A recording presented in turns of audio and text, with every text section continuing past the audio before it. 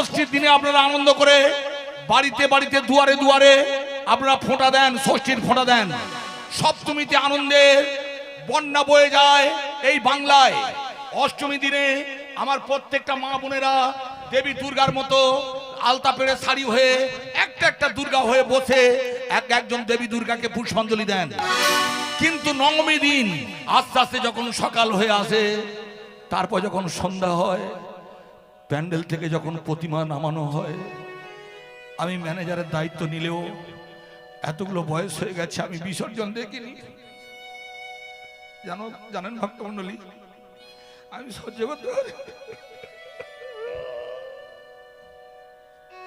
যত গরিব হই, আমার বাবা গরিব, আমাদের অষ্টমী দিনে লুচি হতো না, আটার লুচি করতে বলে খাত খেতে হয়, কারালে চলে যা। দড়িওয়ালা প্যান্ট পরে কত আনন্দ করি।